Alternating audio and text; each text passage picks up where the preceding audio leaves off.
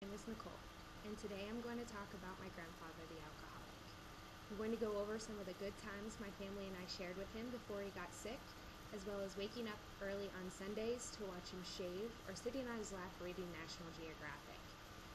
Then I'm going to talk about what my family and I went through after he found out that he had cancer, such as watching him lose weight and the surgery that went totally wrong for my family. By the conclusion of this speech, I would like the audience to know a little more about my grandfather and how, although he may have been an alcoholic, he was a very big influence on my life. Growing up, I have very few memories of my grandfather sober before I turned 13, but it doesn't mean that they weren't good ones. The first 13 years of my life, my 5 cousins and I were in and out of every beer joint within 25 miles of my grandparents' house. My grandfather, on an average, spent about 5 hours a day in a bar where he would then come home, sit on the couch, and we would watch Jerry Springer. And for whatever reason, he thought that Jerry Springer was just absolutely amazing. So we always had fun doing that. I can also remember waking up early on Sunday mornings just to go into the bathroom to watch my grandfather shave his face. He would make these funny faces like ooh and ah. It was just hilarious to watch him do it and make sure that he was all ready before we went to church on Sundays. Then he would put Old Spice on his face, and I can still remember the smell of that.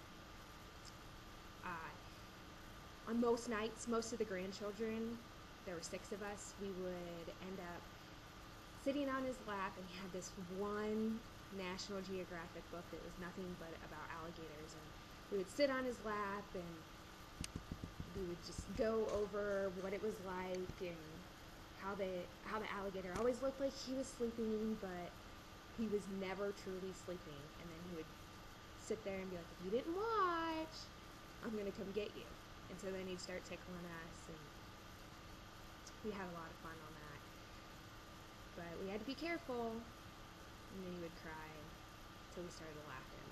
The story was all the same, but no matter how many times each of us heard it, we'd always react the same way by just sitting there and intently watching him as he told us the story about the alligator. Those were the days before my grandfather had gotten sick, and we were not prepared for what we were expecting to happen next.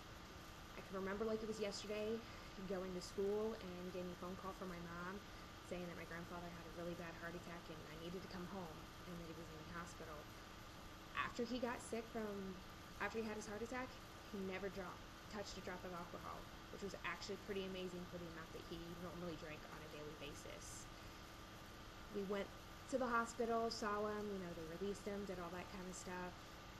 And then he got sick again, went back to the hospital, found out that he had cancer in his liver, all that kind of stuff. Doctors gave him 6 months to live. So what my family and I did was we planned like it was our last. He ended up losing weight really fast. He couldn't tell who he was, nothing like that. But he never lost hope.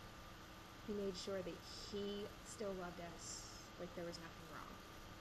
He went in for a routine procedure to go and have some of the cancer removed, and it didn't go as planned. They couldn't do the surgery, figured out that he ended up having too much cancer on the inside of his intestines, and so they just closed him up, unrealizing that they actually left surgical tile inside of his stomach.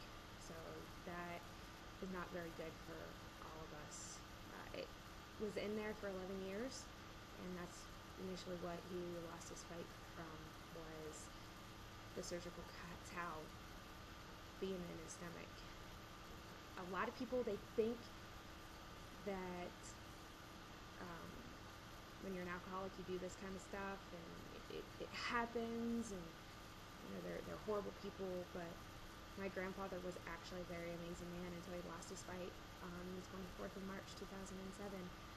He never gave up hope on us, and he always looked at it as he was going to have a better life no matter what.